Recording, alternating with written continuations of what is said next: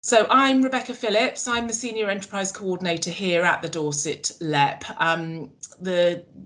I'm part of the careers hub in the LEP.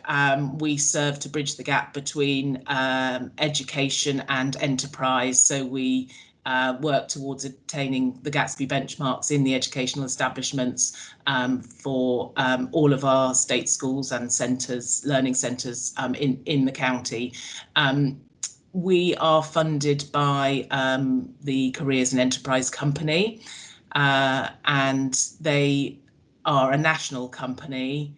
If we could, yeah, established in 2015. They actually work with all the local enterprise partnerships, do national network linking nearly 4,000 schools and colleges to employers. There's some links here. So there's the career strategy from December 2017 that's expanded our role and led to us focusing on 3 strands of support, which is the Enterprise Advisor Network, which are volunteers that support the careers leaders in our educational establishments. They're volunteers from the business world, and they bring a vital commercial experience into the education establishments, supporting those career leaders and backing the Gatsby benchmarks. So it's a really valuable role that we play in conjunction with the Careers and Enterprise Company, with a mission to prepare and inspire young people for the fast changing world of work. I'm going to hand over to Andrew now. He's going to do his introductions, and throughout the talk, we're going to hear from employers, Waitrose, Chai, the Careers in the Heart of Industry, SAMI charity, some students, young people and successful SEND employees and employers. And I hope you find it a useful session. So over to Andrew now. Thank you. Thank you very much, Becky. I'm Andrew Holland. I'm an Enterprise Coordinator for the Careers Enterprise Company, part of the Dorset LEP, and I sit within Dorset Council. And part of my role is to work with careers leaders in our schools. I support 3 secondary schools in the west of the county. I support a local college, and I support the 5 special schools and the 4 learning centres. So our centres where young people are maybe not as engaged with education, or they're finding it harder, or they might have a social, emotional, mental health problem. So I support those schools, and I also work very closely with our colleagues over in Bournemouth, Christchurch and Poole Council, and support them with their SEND provisions as well. So welcome. So just to put the Dorset context into picture, last year we had a Dorset Careers Hub, but it only had 40 of our schools and colleges in 2019 to 20, and only 5 of our special schools were included within that Careers Hub. And luckily we reapplied and we were able to get some additional funding from the Careers Enterprise Company and the Department for Education. So this year, in our Wave 3, we've had an additional 35 schools and colleges which have joined the Dorset Careers Hub. And this has basically meant we've got 18 new SEND provisions, which is an increase of 24%. And that doesn't even include some of those foundation learning departments, which are in our colleges, and those provisions which are already being met within our mainstream secondary schools. So you can see there the 13 new provisions has been an increase of 18%. And if we go back to those Gatsby benchmarks, how we monitor our progress against for careers, one of the benchmarks is about employer encounters. And the other one is about workplace encounters. So we're trying to coordinate matching businesses, employers to our schools. We're also trying to kind of support our young people with basically linking with those employer and workplace encounters. So that increase has meant we've really had to address what we're doing across the whole of Dorset Careers Hub area, including both councils. So just to let you know, the Special Education Needs Code of Practice 2015, a very dependable resource used in all of our educational establishments across the whole of England. They define SEND as a child or a young person.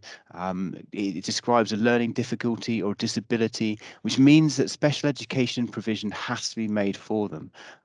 It's whether they're in a compulsory age for school or college, and it basically describes someone having a significantly greater difficulty in learning than the majority of others of the same age, or they have disability which maybe prevents or hinders him or her from making use of facilities of a kind generally provided for others in the same age in mainstream schools.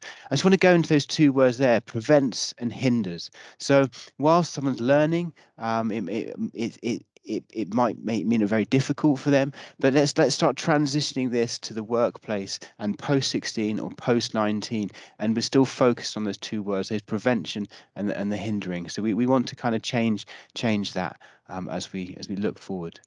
So SEND, special education needs and disability, it can broadly cover kind of 4 areas of need and support. And some of our young people in Dorset, they may have a combination of these. They may have one very mild, or some can have a severe element of one of these as well, or maybe 2 or more. So we look at communication interaction. So this may, it's all linked to speech, language, communication needs, and it might be associated with an autistic spectrum disorder or an ASD.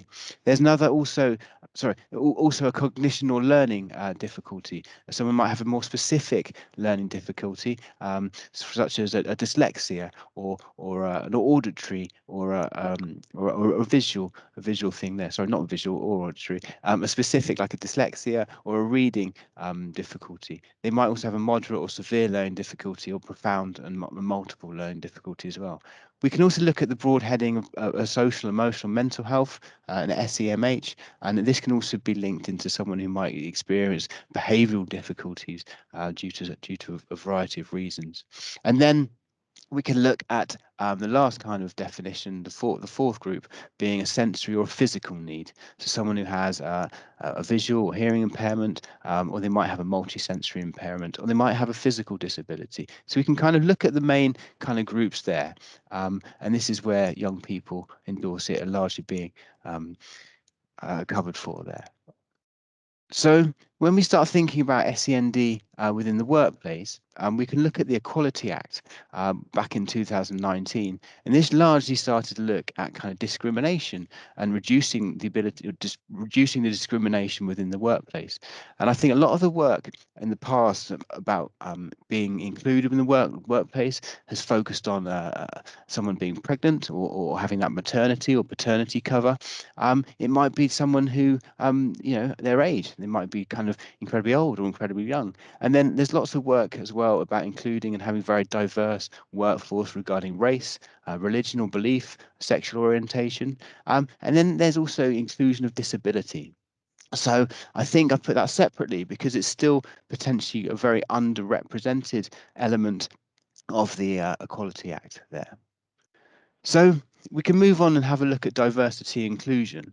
And we know that by creating a diverse workforce, it can really help with employee retention and satisfaction. We know that it can increase performance and enables innovation to thrive. And it also provides an opportunity for everyone to achieve their true potential, regardless of the differences such as the age, disability, race, religion, gender, amongst other. And it's really key to innovation, problem solving, and just letting someone in and increase productivity. So when thinking about a workforce and staff in the workplace, by increasing the diversity and inclusion when hiring those new employers, it's proven to have a positive effect on the business and staff. There's examples where a staff team have taken someone under their wing, they've encouraged someone to learn new skills, they've become mentors, they've had to train, they've had to look at the tasks differently and actually present things differently. So there's lots of good research about how to include people, make your workforce a bit more diverse. And we can also look at corporate social responsibility. This can be defined as, an organization wanting to kind of promote themselves in a certain way. They may want to have a more charitable nature.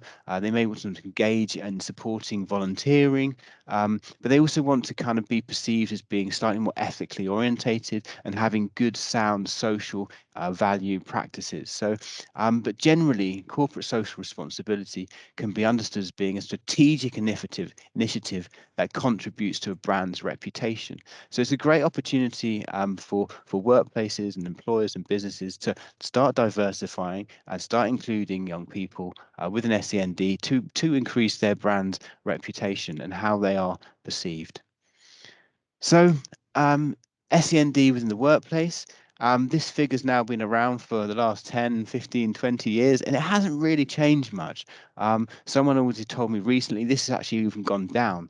It's not 5.9% anymore. It's gone down even in lower. So according to MenCap, 5.9% of adults with a learning disability are in paid employment, even though over 65% want a job or are looking for work. And you can see there that the employment rate for disabled people is only 49.2%, whereas it's 80.6% for the rest of the population who's not classed as having a disability. So there's a huge divide there and a huge gap that we're looking to kind of change and Dorset, which is why we're doing this event today to inform businesses and employers to basically gain their understanding about what it is like for promoting SEND within the workplace.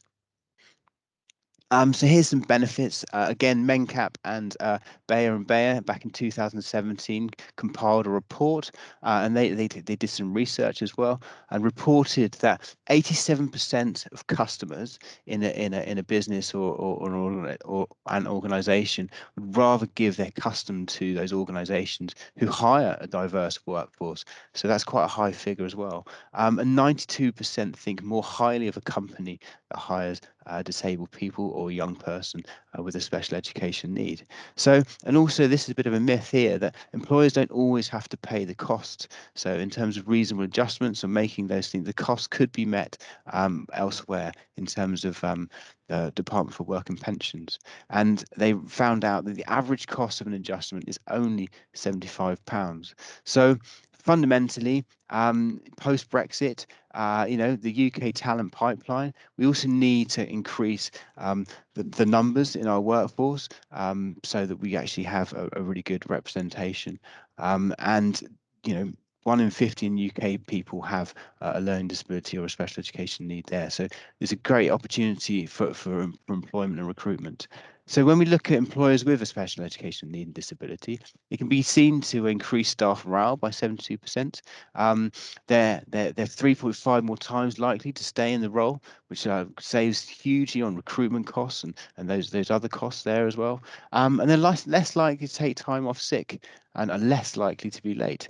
So when we put this into the workplace, as I said earlier, you have staff teams who can be really supportive, and they start acquiring and developing some skills as well, and working out how to support some of these people.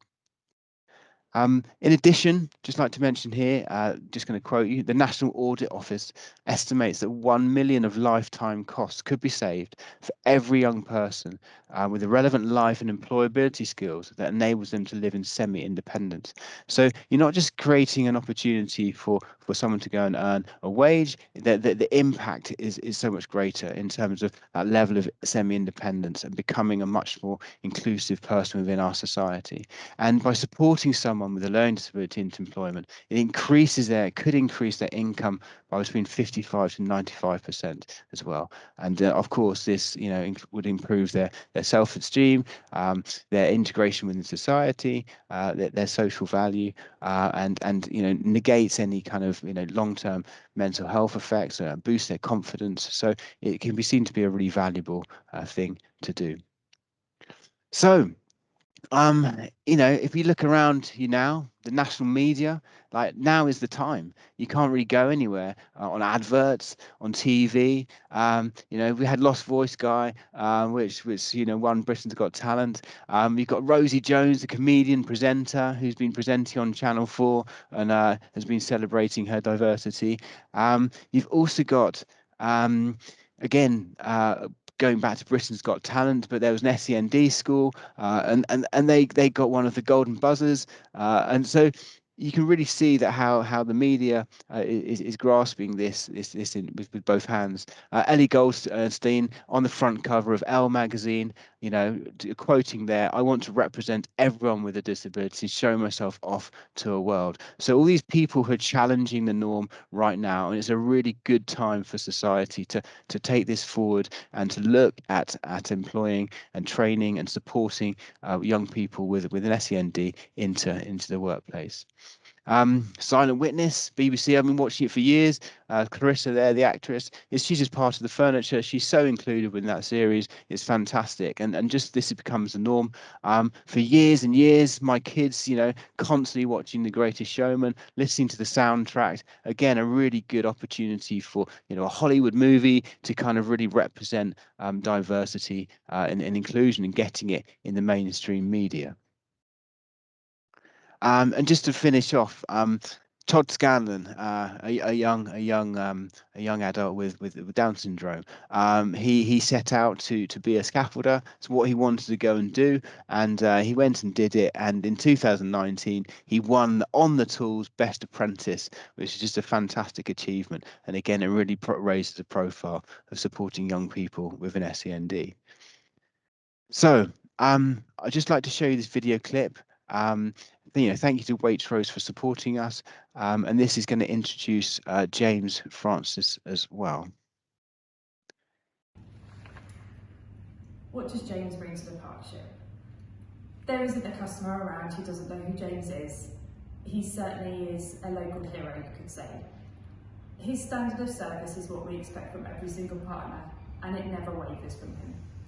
He smiles every single day of every hour of his shift, and he gives a genuine hello and a genuine goodbye. He's as authentic as they come, and he's got a genuine heart. He truly is much loved by our customers, and he adds so much to the business.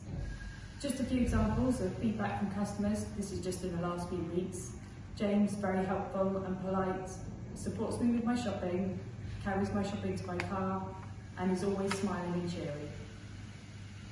We're now going to go to a couple of pictures of James in his role to give you an idea of what he does on a daily basis, and we'll then pass you over to James and his mum, and they'll talk about how the role has affected him and the positivity it has on their lives. Thank you very much. Okay, and I'd like to introduce you to James Francis, a supermarket assistant at Waitrose in Parkstone. And thank you for unmuting. If I just show on to the next slide. Welcome, James. Oh, hello. How are you? Not too bad, thank you. Fantastic. It was lovely to hear Abby describe all of the customer feedback that you get on a regular basis. Yeah. Fantastic. Yeah, very nice. It is really nice, isn't it? So yeah. Just to let everyone know, how long have you been at Waitrose for, James? 25 years. 25 years, an absolute fantastic amount of time. And we're just going to go through some pictures so that we can see, and you're going to tell us what you're doing. Yeah. That's me holding the bag. Yeah. 25 years. President, I think, for me. President for me, anyway. And you started in 95? No, this was a present. So gave James for his 25 years service. Yeah. So when James reached his 25 years service, he received a bag of a gift from the branch for himself as a thank you for all he's done. Yeah. Amazing. Yeah. And what about here, James? That's a say I. All the customers. All the customers. say they give feedback on what great service you give, Yeah. don't they, James? So that's a reward that we give within the branch. It's called Give It Little Love, and it's where we reward partners for the customer feedback they receive. So Yeah. James is one of us, always receives fantastic feedback from customers. Yeah. Don't you? Yeah. Fantastic. And that's me doing the chores and gathering all the chores up. And do you do that most shifts? Oh yes, that's my job to do. Perfect. Yeah. What about the next slide? That's me doing all the handsets and all the bathroom for the customers. And what have you had to do to them recently? Just cleaning, that's all, and Fantastic. keep it clean as well. Yeah.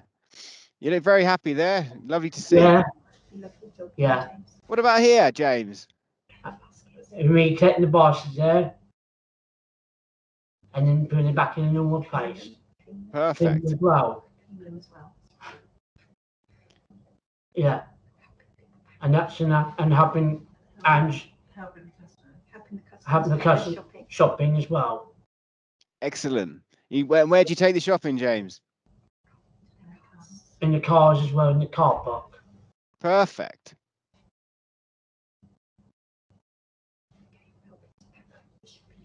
In the trolley as well. In the trolley, yeah. Excellent. Okay, James. Well, it was been lovely seeing your photos. It's been fantastic having you tell your story again. And I think you're a bit of an inspiration, really, for us all. And to be there for 25 years is quite remarkable. So, you know, are you going to make it to? Are you going to carry on there? I think for a long time. I think so. Yeah, I think so. Will. Excellent. Yeah. Yeah. Okay. Thank you very much. Thank you. Thank you. And Abby, who introduced the last video, she'd also just like to close with another video that's recorded for us all. Good afternoon. Thank you for inviting me along to talk today. Our partnership model is based on ensuring that we create an inclusive and vibrant community of partners. This is made up of a rich and diverse range of skills, where partners feel accepted and their diversity is embraced. The partnership aims to employ and retain as its members people of ability and integrity who are committed to working together to support its principles. As a co-owned business, the partnership seeks to offer all partners equal opportunities to grow and develop their skills. We have worked hard as a business to improve diversity and inclusion across the partnership and build on what was already within our constitution. All partners have a level of training with diversity and inclusion, and every new partner has mandatory training around this. Okay, so thank you, James. Thank you, Abby, from Waitrose. Really much appreciated. So we're going to find out now about what a career and future pathway in Dorset could look like for a young person with a special education need or disability. And we've got a couple of photos here. Some young people just going about their training, getting involved in the workplace, developing those skills, and basically working towards greater independence for their future. Again, another couple of young people, fully engaged, active, learning the skills that they need, really, to become those independent young adults. We've got another video here from CHI students, which is the classroom in the heart of industry.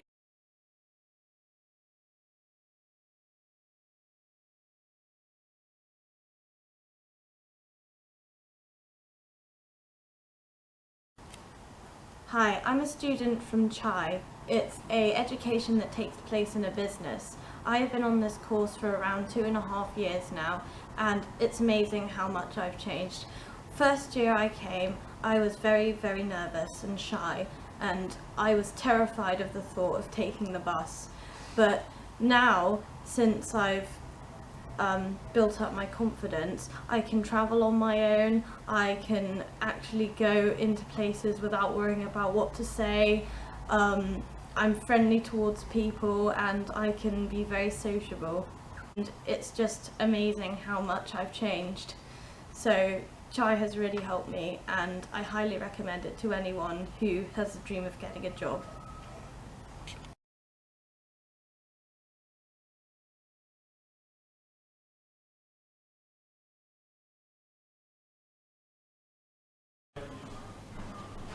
Hi, my name's Andy Thompson. I'm the Restaurant and Events Manager here at the Marshall Hotel in Bournemouth. We've been working alongside Chai Training now for a good couple of years. It's very beneficial to us because we get to train staff in the employability of what's needed in the workplace, especially in the hospitality industry. And there's nothing you can beat than experience off the job, learning to deal with the different types of customers that come within the hotel, the different aspects of what we do.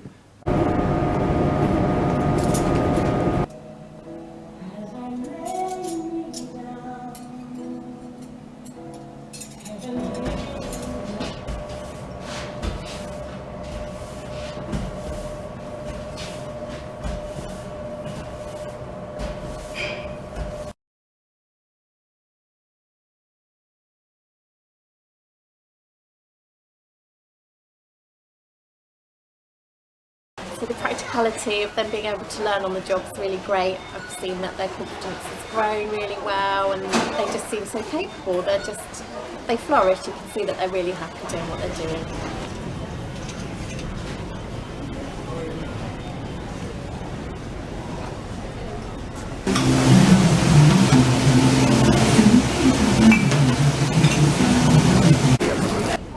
I've got a feeling I might be back where the bras are now. When I first started in Chai, I felt a little bit nervous, but a new place started, a new future. I'm just really happy meeting new people. I feel confident to get on buses on my own and manage my time. So far I have achieved my entry level 3 in maths and English and BTEC in hospitality, preparation for working life and health and safety. Chai has helped me to be more independent. When I first started Chai, I was a bit shy, and now I've built my confidence up. I started talking to everyone. Customer talking skills, sales skills. Well, when I started Chai, I was really scared and I wouldn't talk to customers. So now I changed. So now I'm talking to customers, everything and I go on the tills. Being part of a team. I'm looking forward to getting a full-time job at the Bournemouth University. To be an office assistant. Have a job and have my own money. Yeah, I've loved the Chai programme, really well organised, all the staff are lovely. Would definitely recommend it to other businesses. Having a Chai student's been really well. She was really nervous a year ago, but she's really come out of her shell and come on leaps and bounds. I found there's been a lot of benefit from a business perspective. From the employer's perspective, it's something really advantageous to actually get involved with the local community and support someone's development. I can really say that I've seen how your confidence and your skills have improved, and that's really good, so you should feel really proud about that, and I'm really pleased that we've been able to support you with that. What we're able to actually do, and hopefully it's something that you want to do, is we're able to offer you a full-time job, which would start in September. It'll be in here, in the Fusion area on the tills, and then we can look at developing you maybe into a barista role or maybe into some kind of apprenticeship. Hopefully that's something you want to do. Yes.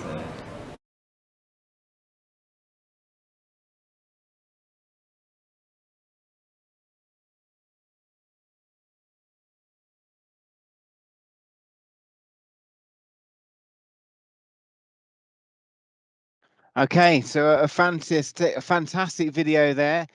just summarising some young people in Dorset who've benefited from Chi4 training. I'd now like to introduce you to Mia Jeffrey. She's got 3 slides for you, and she's going to talk to you about her slides here. So over to you, Mia. Hi, my name's Mia Jeffrey. I've been at Chi for 2 years, and it's made me more happier in like the future and that. And I've been at Dorset Blind on a Saturday outside of Chi, working on the tills, and they showed me twice, and then just left me to it because yeah. And Andrew, can you have the next slide, please? Thank you. And then when I first started Chi, I was at Tesco's in the fashion, in the warehouse, re-tagging the clothes, and then helping on the can't say it now. God's sake. And veg with restocking the veg. And then I went on to Marshall Court, helping in housekeeping, what was making the beds, and putting bathroom stuff in. And then laundry was putting the washing into the washing machine, and then taking it out to put in the tumble dryer. And then after that, we needed to fold it up in a certain way to put on the unit. And then I went into the kitchen, what I enjoyed, making the sandwiches for staff and making a lot of other things for customers and sweeping up after the customers went.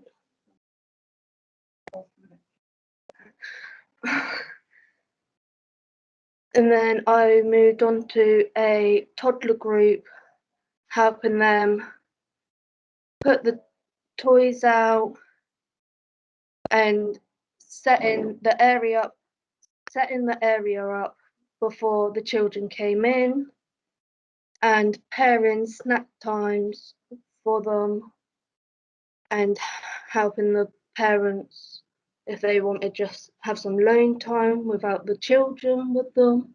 So sat down with the children.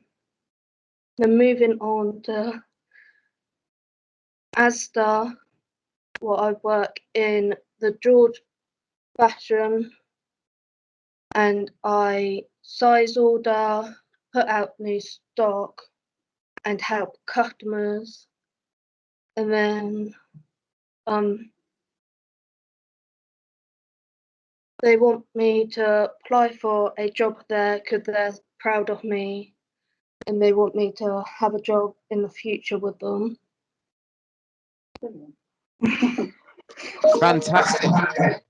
Thank you so much, Mia. It was really lovely to hear all of those different jobs that you've been doing and all of the skills that you've been gaining as well. So I wish you all the best getting a job at Asda. And thank you very much for coming on today and telling your story as well. So good luck in the future. Thank you.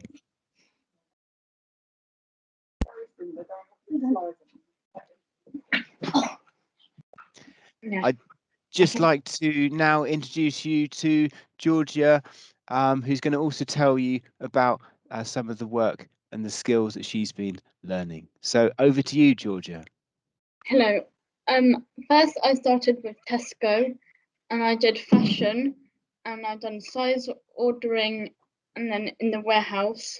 Then I done .com, doing people shopping, and then cardboarding, picking up all the empty boxes in the different aisles. and then dairy, putting the right sell-by dates to the front. Then I went onto the toddler group, and I made snacks and drinks, and played with the toys with them and let the parents be on their own. Then I'd done another toddler group and basically done the same. Next slide, please. And I went to Marsham Court, and first I'd done the restaurant, and I were cleaning plates and cutlery, and then the tables and hoovering. Then I went onto the kitchen and I made sandwiches and the food for the breakfast and cutting food for the dinners. Then I went onto the laundry, picking up all the old towels and sheets from the different floors and then washing them and drying them and putting them on the shelves. Next slide, please. Then now I'm at Party Boutique. I help them by blowing up the balloons, ordering them, filling the balloon pots up, and doing spreadsheets on the laptop, and help to tidy the shop and sweeping the floor and the shelves. Next slide, please. Yeah. Now at Try, I helped in the shop. At Venture, I help stock the shelves when new stock comes in. I help customers if they want anything out of their cabinets. And if anyone wants to buy anything, I do it on the iPad. Yeah, and he's gone. And I've already made some cards for the shop to sell. Fantastic, Georgia. It's lovely to see again all of the different things that you've been doing and gaining all of those work skills. Is there anything you'd like to do in the future, Georgia? I would like to work with children. Fantastic. Well, I wish you all the best with your journey, and I hope that you get carrying on developing all those skills. So good luck in the future, and thank you so much for coming on and sharing your story with us today.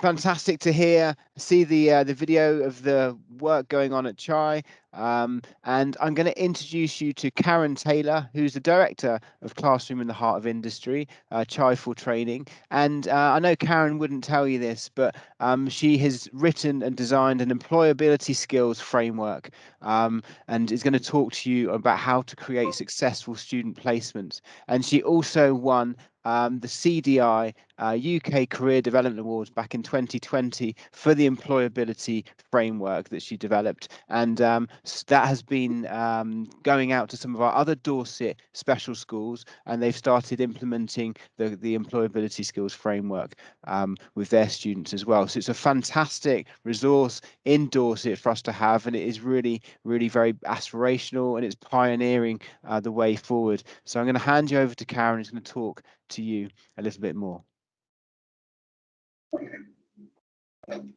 Hi, Andrew. Sorry.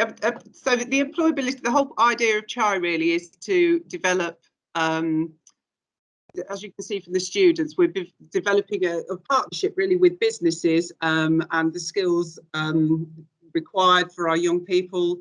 So we're working in partnership with business, but we're also education. It's about really immersing our young people in the workplace in order to support them. Sorry, I can't. You've got another slide there. Sorry, Andrew. We've got a lot of noise going on in front of there. Is there another one after that? Okay.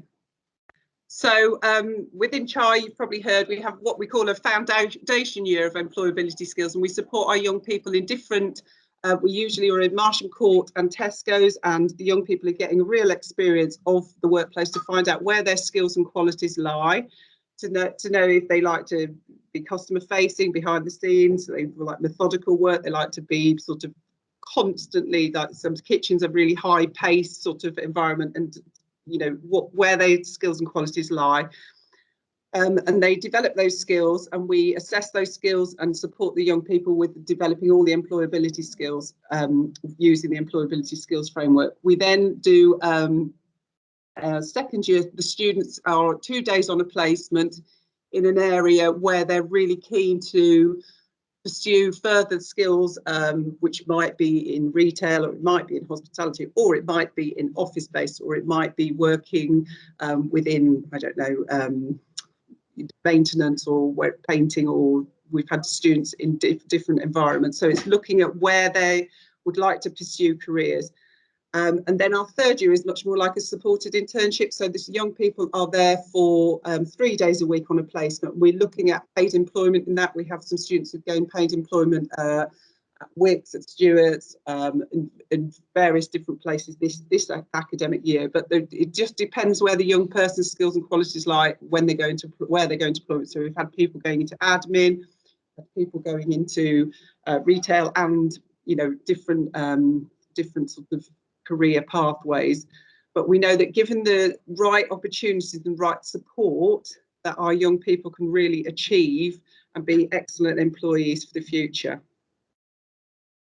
I didn't really mention venture shop in that much. So the skills, obviously, that we focus on are skills. I did a lot of research before we designed the employability skills framework, and looked at the areas that businesses and employers were looking for. So we based them around, see what you can see: communication, self-management, teamwork, self-awareness, and all our young people. There's little steps towards all those things, and we use them on a daily basis. Our students evaluate how well they've done, what they've achieved, and it obviously gives them a sense of achievement across their time. So when they start, I'm just looking at one of our young people here who, when she first starts, really found it very difficult just to speak to people, and she's now speaking to all of you, which is absolutely amazing, to get to that point where you can actually come in front of an audience and actually talk about the things you've done is absolutely phenomenal. So it's about developing that confidence. I'm really seriously impressed with them. So we talk about those skills all the time, and we use this across some of our different campuses across Linwood. Is there the next slide? Right. Okay. So when our young people, when we have placements, obviously we work with the businesses, we have job packs, we support our young people in the business to learn the skills. So it's not onerous on the business to have us there, and we support them through our learning and employment support workers, and then we withdraw the support as and when the business and our staff feel that our students have gained employment. So Mia, for example, is working independently in Asda. We just go and visit her because she's learnt all the skills, and they're very impressed that she's get to that stage where the next stage is really employment. Me and Georgia, similarly, we're looking at withdrawing our support because she learnt the skills and the things within that job, so we can start withdrawing our support, and that's obviously very empowering for our young people as well. So we have placement coordinators. We have 3 placement coordinators who do work part-time, but they work across holidays and various other times depending on where the need is, and they set up all our placements with our employers, and they will talk about the benefits of the young people. And obviously we're confident when our young people go into placements that they have the skills to learn that job, and we know with support that they can be successful employees. I think Andrew's talked a lot about this. Obviously, increased diversity in the workplace is great. Our students, obviously, they've done a lot of foundation learning in their first year at CHI, so they understand what skills and qualities they have. We obviously do, we've got in-work training. We provide a job coach to go along with them. We know that obviously from the evidence of, most of the evidence is from America, I think, because we in this country haven't got a great amount of young people in employment, but we know that about the retention of our young people staying in work. And we know our employers are committed, they're very safe, they really take health and safety very seriously. I think the evidence is they're actually safer in the workplace than perhaps people who haven't got those additional needs. Sorry, Andrew. Okay. So obviously something that we're really impressed with. I think we're still at 64% even with COVID, which we're really pleased with, with our young people going on. Most of our young people, hopefully all of our young people, are going to go on to paid employment at the end of this academic year, which we're really pleased for them. They've worked incredibly hard. And we know that 100% of our students who've been in here for 3 years have gained paid employment. So what we do know is, given the opportunities, given the support, and given the chance, that our young people can make absolutely brilliant employees. And, we can't advocate enough of that, really. Fantastic. Thank you very much, Karen, and I really appreciate your support. And it's so vital hearing from the young people, Mia and Georgia, today. So give them special thanks, and it's lovely to hear that this is part of their development as well, and they've been able to talk and tell their story to young people, sorry, not to young people, but to others and businesses. So hopefully that will help make a change for other young people across Dorset. Thank you also to you, Karen, for talking. Really appreciate it. I'm going to move on to introduce you to Sam Everard, who's Chief Executive for the SAMI charity, which is the support and mentoring enabling entrepreneurship. And Sam also is the chair of the Southwest Regional Stakeholder Network from the Disability Unit in the Cabinet Office. So I'm going to pass you over to Sam, who's going to talk a little bit more. Okay, good afternoon. Like Andrew said, I'm Sam. I'm the Chief Exec of the SAMI charity. We are the only independent disability confident leader in Dorset currently, and we are also part of the Career Development Institute. Sam, could you put your camera on, please? Yeah, I can. Hang on. There you go. I am in the office, so you'll see pink hearts and things. There you go. Can you go on to the next slide, please? Okay, so quick question is, what do all these people have in common? Well, mainly they're all on my team, but each one of them has either a hidden disability or a long-term condition, and they are all working with us as part of our team. So you've got senior leadership on there, you have volunteers, and you have trustees. But it's about having the inclusivity within our team so that we're actually able to help other people that have got a disability enter the world of work. Next one, thank you. Okay, so as I said, we're the only disability confident leader in Dorset that is an independent. There are over 20,000 companies actually signed up for the Disability Confidence Scheme under the Committed, and there are only 349 in the UK that are actually leaders. So it's really important that we actually start working towards gaining more leaders and more people that can support disabled people into work. The Disability Confidence Scheme is a lovely scheme to join. So the basic level is the fact that you're willing to give an interview or a work placement to a young person or to any adult with a disability. So that could be making reasonable adjustments so that you can do an interview online or over the phone, or offering perhaps a work trial if that young person or disabled person cannot access an interview due to the barriers that they face. It's about making sure that there is an opportunity for everyone. So like you saw with James earlier, the job that he does, which is absolutely amazing, and the people on Chai are the same. Just making sure that we've got that availability. Becoming a leader means that you have an outside audit from another company to ensure that you're actually doing what you say you're doing. And we have got over 75% of my team with a disability or hidden illness. So we are part of that crew. Next slide, Andrew, please. I wanted to introduce you to Chelsey. I was really hopeful that she'd be with us, but unfortunately she's not available today.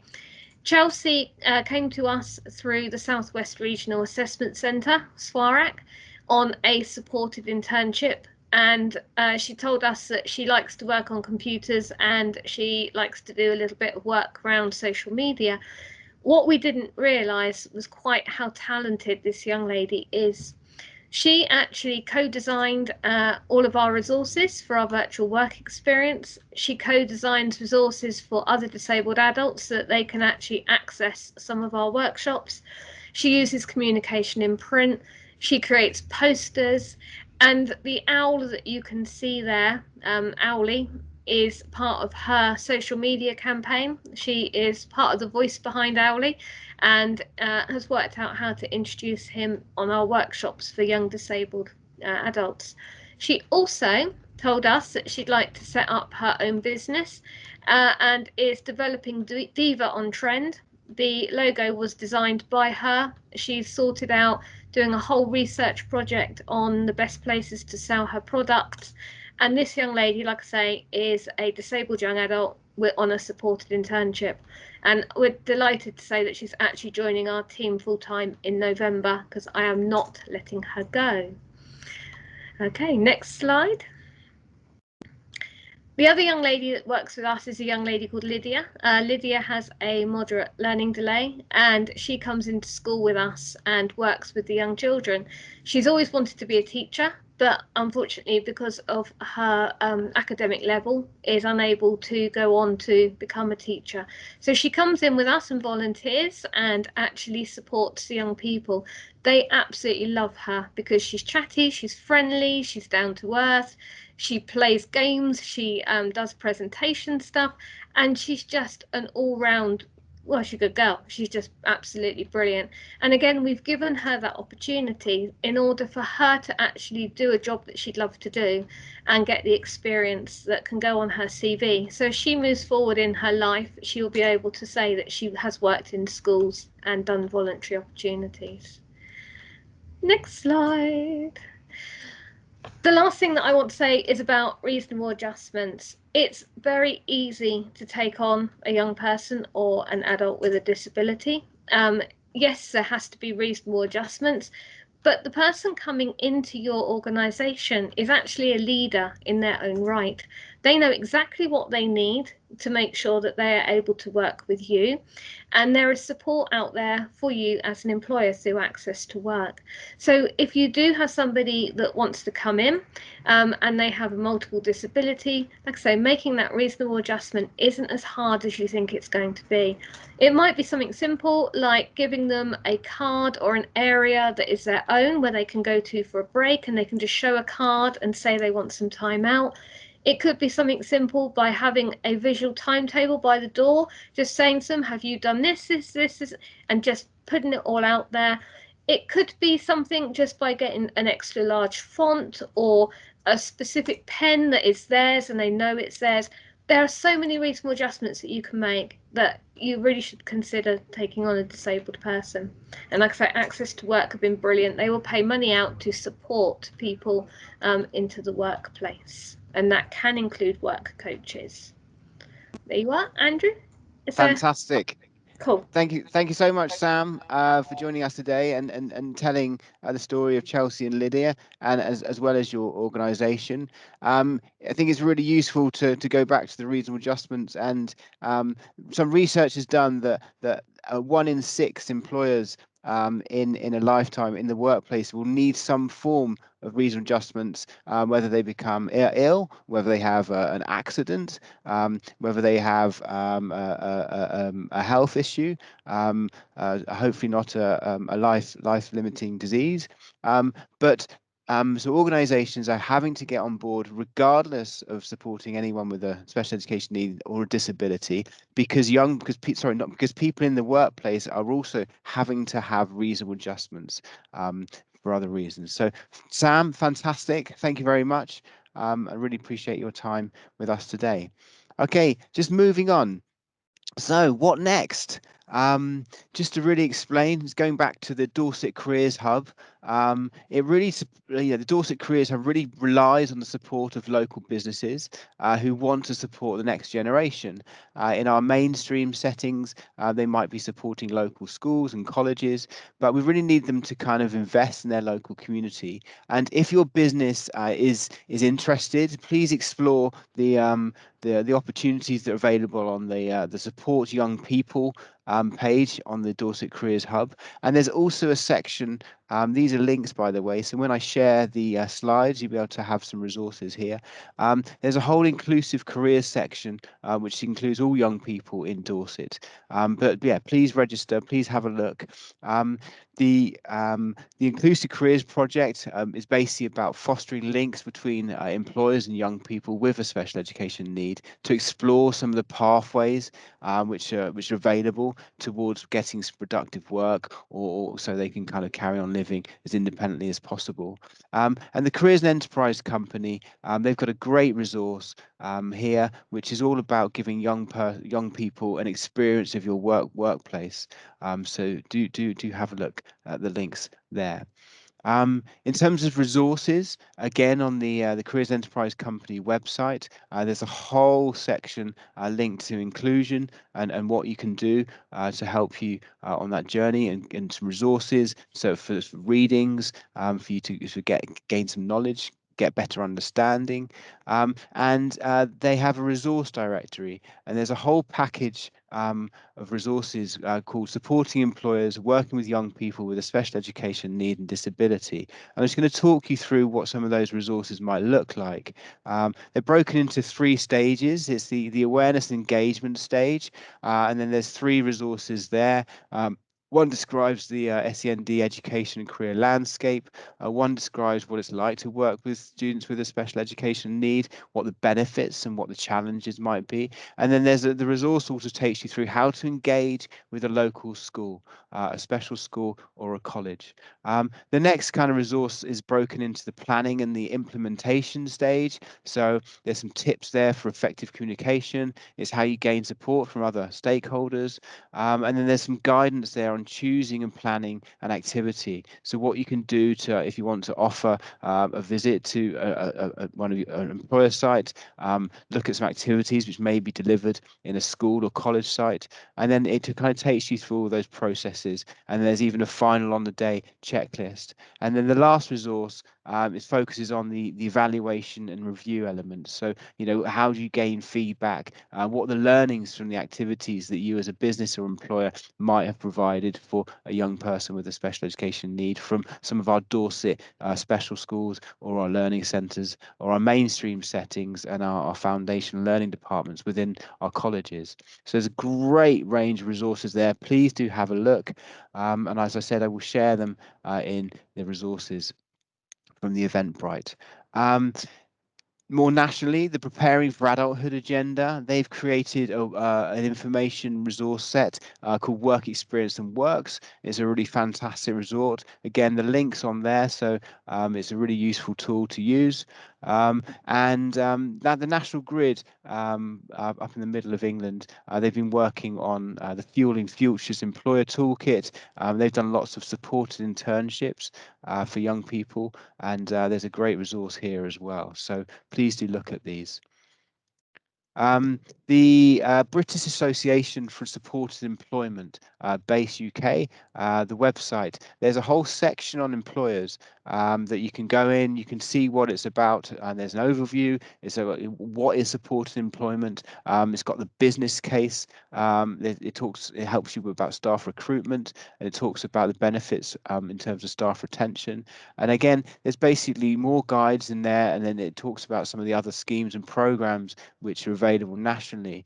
And you can have a look. There's a map function. You can search for member organisations which are across England, which are helping young people or adults with a special education need or disability gain employment skills which can lead to employment within the workplace. So again, a fantastic resource for you to use there. If you've got the inclination, I just threw these in at the end. Now is the time. A report by the Disability Commission in the Centre for Social Justice. So do have a look at this report. It's 2021. And then also the Education and Training Foundation have created an inclusive toolkit, a resource, information. So what to do if you need to support a young person who may have a visual impairment or may have an autistic spectrum disorder. It really breaks down some of those the challenges that a young person may have and how you can support them in the workplace. So please do look at those. I'm going to just have a quick look at this video. Again, this is quite new, and this is what we're trying to achieve in Dorset, really. We've had one employer information event for our businesses. We'd like to have more. If it wasn't COVID, we maybe wouldn't be doing this virtually. We may maybe be doing this face-to-face, but it's about getting groups of employers and businesses together, meeting and finding out about our young people in Dorset who are looking to get included within society and get in the workplace. So let's have a quick look at this video, and then we'll look at closing down. We're quite ahead of schedule, which is good, so I'll let you get on earlier. We'll have an opportunity for some questions if need, but let's just have a look at this video, which Sting joined in on the lyrics as well. The baker had Simone, and everybody saw that she could do the job. The lawyer went to the baker and saw Simone at work. The lawyer hired John because the baker had Simone. The baker had Simone. The dentist went to the lawyer and saw John at work. The dentist had Sophia because the lawyer had John, because the baker had Simone. The baker had Simone. The farmer went to the dentist and saw Sophia at work. The farmer had Kate because the dentist had Sophia, because the lawyer had John, because the baker had Simone.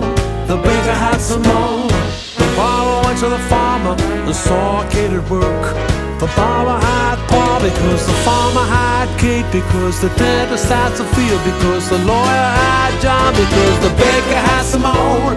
The baker had Simone. The baker went to the barber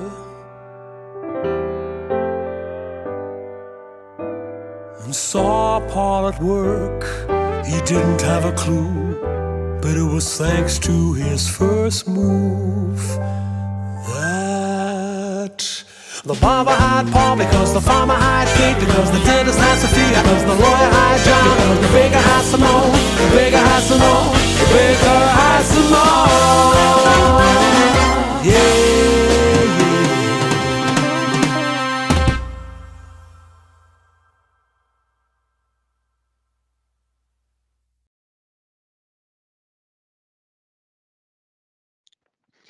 Okay, so that was done in collaboration with the Down Syndrome Association, but it's just a lovely feel-good movie, and not movie, sorry, video clip that I really wanted to share with you. And I've watched it lots of times now, and I've shared it lots of times, and I really enjoy seeing it every time. So that's what we're looking to achieve across Dorset within our partner organisations. And you know, the more businesses and employers we have on board, the easier our job will be. Just moving on to the next slide. Hopefully you should all be able to follow the link on the feedback form. It takes you to Microsoft Office, or if you've got a QR code on a mobile device, you can just scan there, and it's only a couple of minutes, but we really value your input and your insights, and we want to make this better. There's an upcoming understanding what employers need to employ learners with a special education need and disability, which is being provided for by the ETF Foundation, so there's the link there as well. And yeah, please do complete the form. It really does only take a couple of minutes. The next slide, I believe, is open to any questions. So are there any questions that anyone would like to ask? You put it in the chat whilst you're doing the form, or you can just turn your microphone off and turn your video on and say anything.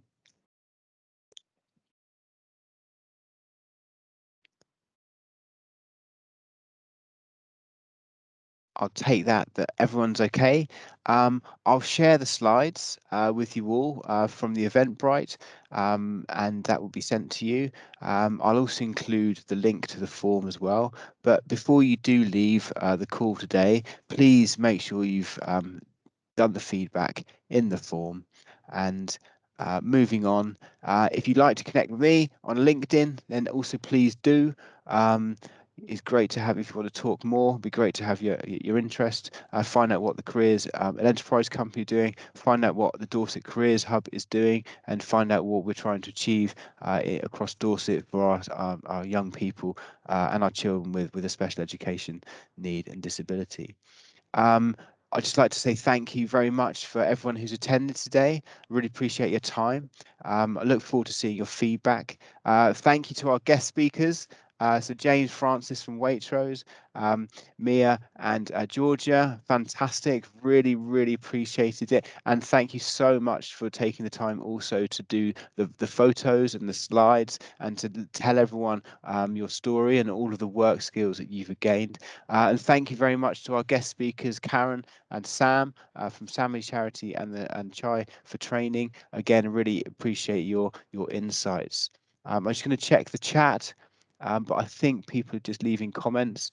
So thank you to everyone.